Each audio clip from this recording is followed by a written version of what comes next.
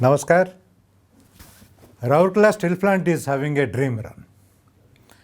With a never before physical performance coupled with a super strong bottom line, the RSP collective is proud to be in the national limelight.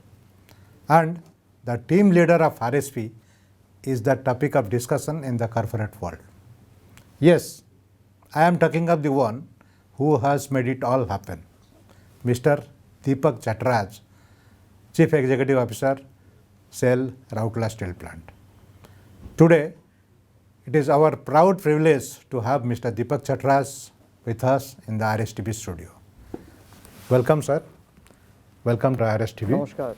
Sir, from being a graduate engineer trainee at the Durgapur Steel Plant to becoming the Chief Executive Officer in Rourkela Steel Plant. How do you describe this journey? Well, I started my career at Durgapur Steel Plant about 37 years back.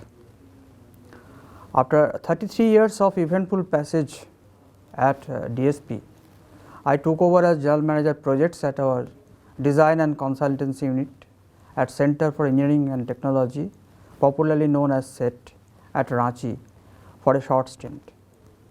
Subsequently, I had been assigned to as CEO of ICVL, International Coal Ventures Limited, a joint venture of SAIL, RINL, NMDC, NTPC and Coal India at SAIL corporate office. After about 1.5 years at ICVL, I took over as CEO SAIL Rourkela Steel Plant in March 2019. During my stay at DSP, I got opportunity to work in various departments of different output. Whether it was heading PPCD, rail traffic maintenance or corporate planning, ED works and MD secretariat or business excellence, or finally projects department, always it had been exciting experience of diverse professional domains. Exposure at SET more on engineering and technological aspects further enriched my individual growth. Of course, working at ICVL probably was more challenging at an absolutely unknown territory with several complexities along with international flavor to resume mining operations at Mozambique. Incidentally, during my tenure in all these places, somehow I remained always engaged and there was no breathing time at any point of time. I could also mobilize all kinds of vertical and horizontal support through my convictions, determinations and persuasions, and tried to keep a footprint everywhere for sustainable growth. That has been quite a journey, sir. What are some of the most satisfying moments, most satisfying experiences as the Chief Executive Officer of Rourkela Steel Plant? There are many, but most satisfying is one to take up this plant to the capacity level of operation with best ever results in every functional area for the first time, in spite of severe impact of COVID-19 pandemic and sustaining it with consistency. As an example, for the first time in history of RSP, achieving the annual ABP targets for hot metal, crude steel and saleable steel in 2021 was one of the really memorable thing. Based on significant growth in volume in production, techno-economics and its sustenance, bouncing back with a PBT of 2106 crore of rupees for the last financial year 2021 after a loss of rupees 409 crore in 2019 and 20, we could increase the financial indices of EBITDA per ton of saleable steel to rupees 11,145 per ton in FY 21 against 3,832 rupees in FY 20, which has been one of the best in its industry. It is a testimony of improvements in our process efficiency, and our cost of production was reduced to around rupees 28,500 per ton of saleable steel in many months. We also closed 128 modernization expansion plan projects apart from BF1 upgradation package through open-minded approach, proactive onboarding of all stakeholders. Some of these projects were lingering for more than 10 years and have been brought into a final settlement. In the process, we attained 106% of our capex revised budget, which was one of the priority areas in view of the current pandemic and need of the economy. Achieving energy consumption of less than 6 gigacalorie per ton of crude steel on consistent basis in several months is another area of improvement. At present, there are no pending commitments or bank guarantees with statutory authorities or any other such issues, including disposal of used and decayed radioactive components, that has made RSP to further move on a clean slate. Successful commissioning of super specialty hospital in a record time, in spite of the effect of the pandemic and its subsequent dedication to the nation by Honorable President of India, was another very satisfying moment. Yes, I understand, sir. Going beyond has been the hallmark of your tenure in Rourkela Steel Plant, as you narrated the various improvements, various going beyond 100% phenomenon. I'm sure at the same time, sir, you might have faced formidable challenges. Sir, what were your biggest challenges during your tenure as Chief Executive Officer of Rourkela Steel Plant? Yes, dealing with COVID-19 pandemic was the biggest challenge. Nothing of this sort had ever been experienced before. There was no blueprint available that could be followed. Knowledge about the nature of the pandemic was very limited and also unreliable. Decisive actions were required to be initiated on multiple fronts without losing any time. Safety of the people in the township and plant and also the equipment of the plant was paramount. Some decisions were taken based on the information available, some on the basis of common sense, and some on pure guesswork or on anticipation. In township, we focused on scaling up the health infrastructure for treatment and also on prevention of the spread of the virus through containment and awareness measures. In the plant, we concentrated on effective inventory management of raw materials, spares and consumables, maintain the inventory of finished products. Strategic rationalization of production, particularly in Q1 and Q2 of the last financial year, keeping in mind the health of the equipment, that was paramount importance. And also all major capital repairs and other repairs which was scheduled to be taken up maybe little afterwards were taken up in the first quarter itself during the lean period, and that has helped in improving the performance afterwards. After premeditated actions like setting up a virology lab at the IGH and developing alternate source for procurement of critical materials proved to be game changers. We had initiated our actions from the month of January 2020 itself, when there were still no cases in India. Our preparations and actions taken in those initial months enabled us to ride the tide in the subsequent difficult times. Before the pandemic also, there was another major challenge in 2019-20 during the period July 19 to October 19, when the steel market got depressed substantially and both the demand as well as prices became all-time low in last 3 years. At the same time, capital and other repairs of various plant and machineries were overdue, particularly blast furnace 4, which became so vulnerable that we had to put it down. However, with 2 blast furnaces available, we could pick up the production momentum and started best monthly hot metal production with 2 furnaces since November 19. Sir, the challenges were definitely humongous in nature, and the steps taken were also equally strong enough to overcome the challenges. Sir, we have observed that from the day one, we have been observing that you have been giving the maximum emphasis on safety.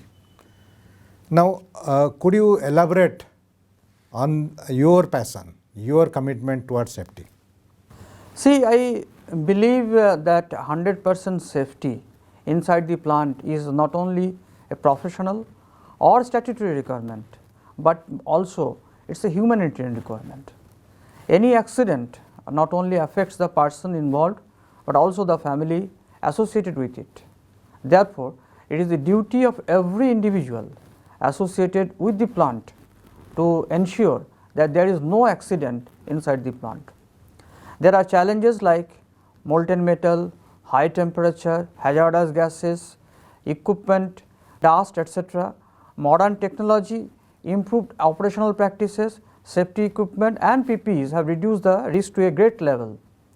But the most important aspect is the behavioral safety. While many new safety gadgets or technology or appliances, however, I tried to bring about a change with greater thrust on behavioral based safety. We developed a culture of safety and safe operations. Regularly awareness campaigns, counseling sessions, detailed discussions and critical analysis were carried out to bring about perceptible change in the behavior of the collective. The results have been very encouraging. We achieved 346 nil accident days in the year 2020. There are no reportable accidents in that year and this period. This has further strengthened my belief that RSP is on right track to become a zero accident plant. Sir, you are absolutely right to have recognized the human angle in the safety aspects and to have started the movement for making the safety culture in the organization. Sir, it has been observed that you are giving a lot of emphasis on the service units as well as the support units. I am sure our viewers out there would like to know the background, the reason of this, why you are giving a lot of emphasis on these service units as well as the support units. Ours is a market driven organization that operates in a fiercely competitive environment. Sometimes we become too much focused on the quantitative aspects like production of hot metal, crude steel or saleable steel. As a result, support services like utilities, logistics, production planning, quality control, etc. tend to get neglected. It is these services and support units that form the backbone of our production units. It is my firm belief that the more we strengthen these support units, the easier it will be for the production units to perform. That is the way all integrated steel plants are designed. That is why greater thrust was given in these units in terms of resources, manpower, etc. At the same time, they were also made answerable for any shortfall at their end. Their shortcomings were sufficiently addressed, their performance was strictly monitored and their contributions were duly acknowledged and they have been encouraged to perform better. Sir, you are absolutely right in recognizing that the support units and the service units are part of the integrated setup of the organization. You have also been giving a lot of priority to the aspects like communication and team building. Sir, why do you believe that these things are important and these things are important in the context of the steel industry? In my opinion, communication and team building are interlinked with each other. We can build a strong team only when we know the people, their strengths, weaknesses, capabilities and what triggers them to perform better. Thus, good communication helps in developing good team, and in a large organization like ours, it is imperative that the targets and directions are communicated effectively even to the last person. Frequent communication exercises have helped me not only to put across my message to the people, but also to get the feedback, very important feedback from the collective. From releasing a public interest message to having a personal conversation with an employee for a specific objective, a leader has to choose his methods and modes to effectively put his points across. It especially helped me a lot to energize and engage people during the depressing times of COVID. We set up some challenging short-term goals that motivated the team and resulted in some wonderful achievements, like one of these is 48 blows from a single converter in a day and highest ever daily production from BF1 among many others. With the advent of social media, a new dimension has been added which is helpful as well as challenging. For an integrated steel plant, managing the external stakeholders, the boundary management issues are considered to be very, very important. And it is also acknowledged that you have perfectly mastered this art and science of managing the external stakeholders. What have been your strategies in this regard? I have always maintained that we, being a public sector organization and being run on the public money, are answerable to the public. Our external stakeholders have a right to know, and it is our duty to tell them about our activities and progress inside the plant. I have always considered our external stakeholders as our partners in progress.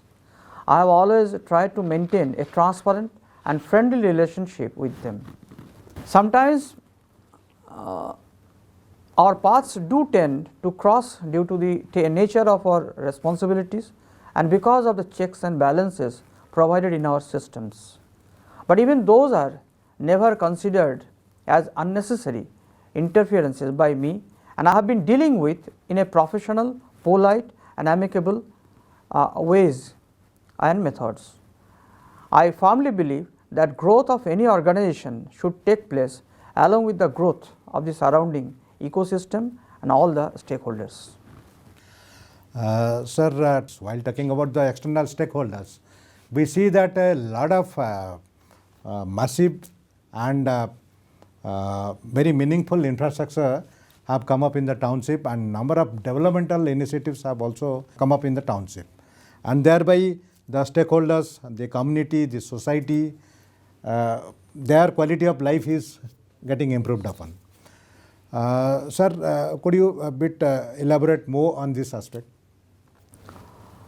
Again, for the township and surrounding areas, it is my belief that investment in the township gives handsome returns in the form of improved efficiency of the workforce. A happy family and positive surrounding makes an employee motivated and energetic. Therefore, improving the facilities in the township and catering to the aspirations of its residents was always high on my agenda. A thriving township also helps in improving the brand image of the organization. Installation of 70 meters high national flag, which is highest in Odisha, is a step in that direction. Apart from that, there were various other initiatives like parks, bus stands, toilets, development of Ambagan area, etc. So this has helped in a big way to change the mindset of our residents in the township, as well as that has given dividends to get the people motivated in our workplaces. You are right, sir. The people are getting engaged. At the same time, the residents of the township are definitely more proud of being there in Rourkela. And you have also hinted at the private life aspects. I would like to ask you, sir, a few private questions, sir, on pertaining to your private life, sir. First of all, what are your hobbies? I am primarily an outdoor person and used to love playing sports like football, cricket and volleyball in my younger days. Nowadays, I only play chess online and sometimes carom with my wife and also friends when the time permits. I like finding out latest developments in the field of science and technology. Perhaps that helped a lot in dealing with the COVID-19 pandemic situations. I also fond of net surfing and to know unknown things so that I can get myself more matured further. Sometimes I catch up with the latest movies and some interesting show of documentary on the OTT platforms. Sir, it's really interesting that there has been quite a transition from being an outdoor enthusiastic. You have also got converted into somebody who is indulging in indoor activities. Now, sir, what has been the role of your family and specifically that of Madam Raka Chattaraj in shaping the life of Mr. Dipak Chattaraj that you are today? My spouse has always been a pillar of strength throughout my journey. She has been my friend, philosopher, I should not say guide, but sometimes it's punching bag also, sounding board and rolled into one. She is that lady. In the times of joy or despair, success or failures, highs or lows, she has always helped me maintaining the composure. In my zeal to give more than 100% for the organization, I sometimes compromised on my responsibilities towards my family. But she always more than compensated for my any shortcomings, and in spite of having a challenging career of her own. In fact, I can proudly admit that she is the better manager out of two of us. And I also remember my parents, and particularly my eldest brother. We are six, I am having 4 brothers, 2 sisters. I am the youngest son. My eldest brother, he also helped me to get more maturity in my life, and whatever you are seeing today, probably he has a lot of contribution on that. Thank you very much, sir, for being so frank about this aspect, and I am sure Madam Raka Chattaraj out there, she will also be appreciating this aspect. Now, sir, we have observed that you always maintain a very cool demeanor while pursuing professionally and passionately the things that you believe in, the things that you want to indulge in, and while doing it very aggressively also. But you maintain a very cool personality from the outside. Now, sir, this is an aspect of maintaining work-life balance. How do you maintain it in this way, sir? I am a firm believer in maintaining a good work-life balance. I like people to go home on time regularly after work and enjoy moments with their families. I do not believe in slogging at their workplace. I believe that our system should be so strong that people do not have to overstay under normal circumstances. People should keep monitoring the situation at the plant regularly and should ensure that all the functions are running smoothly. If they are required to come regularly in plant at odd hours or are required to stay overtime daily, that means there is some problem in our system. System is not functioning properly, which is not a good sign for the organization. I try to give maximum attention in these issues, and I also try to ensure the same thing by demonstrating my body language accordingly. People should get the time to recharge and rejuvenate, which in turn ultimately it will improve the efficiency of the plant. Well, I think, sir, you will be the role model for many managers, and for good reasons. Now, sir, having worked in Rourkela steel plant so passionately and so committedly, how would you like to see the Rourkela steel plant in the coming days, in the future? And what will be your advice, your message to the collective of Rourkela steel plant? I am really happy that RSP is on a path of fantastic growth and prosperity.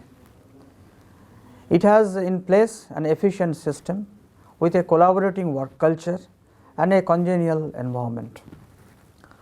Last few years have been great for the plant with continuous and sustainable growth, and trend is likely to continue in the near future too.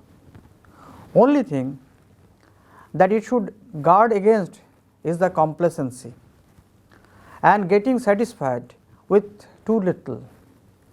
The internal systems have been strengthened over a period of time. Younger generations has been given regular exposure and is ready to accept the leadership responsibility whenever called upon. Expansion plans have been worked out and a detailed roadmap in future growth has been prepared after a lot of brainstorming and deliberations. I would say that RSP is ready to take up a big leap for the future growth. Yes, sir. I also do agree with you, sir. RSP, in fact, has taken the leap forward, and RSP will be taking bigger and bigger leaps in the days to come. Finally, sir, thank you very much for the really candid as well as lucid way of telling things while giving a lot of very, very useful insights to all of us. Thank you very much again, sir. Thank you.